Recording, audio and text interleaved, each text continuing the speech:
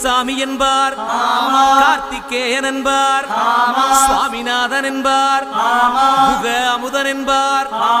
பாலசுப்பிரமணியன் என்பார், கருணாகரன் என்பார், கதிர்காம கந்தன் என்பார், கதிர்வேல சுவாமி என்பார், சேனாதிபதி என்பார், கதிர்வேலன் என்பார், பரம